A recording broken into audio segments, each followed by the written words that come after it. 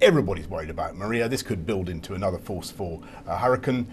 We've got people in the BVI, British Virgin Islands in Anguilla, are still gradually recovering. We've got to make sure that we get in supplies, tarpaulins, plywood, stuff that they can rebuild their homes, protect them against flooding and further inundations. But what we're also trying to do here at the UN is to try and build more of an automatic recovery system in the Caribbean, and with all those who have an interest, the US, the French, the Dutch, us, we all work together better so that when something like this strikes, and everybody says it's going to happen more frequently, we are able to pool those resources more effectively.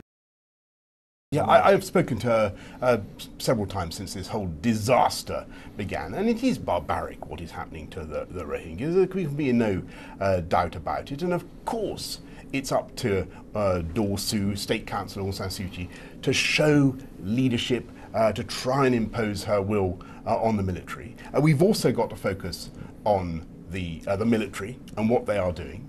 I think what everybody wants, we want the killing to stop, number one, and that's the message I've given her.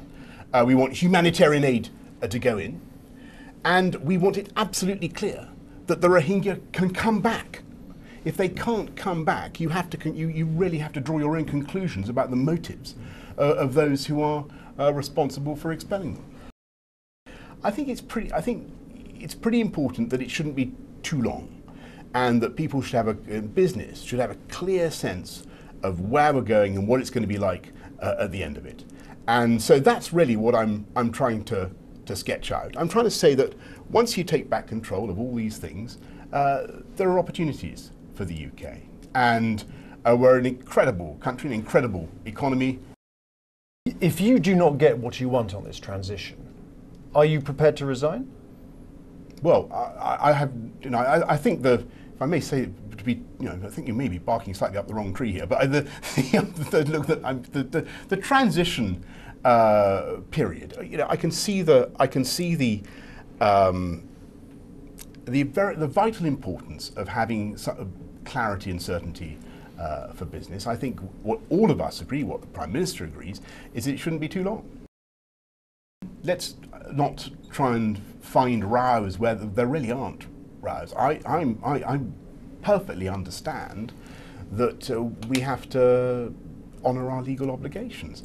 But what I'm trying to do is set out in advance of the Prime Minister's speech in Florence on Friday, because I was involved in that Brexit campaign quite a lot.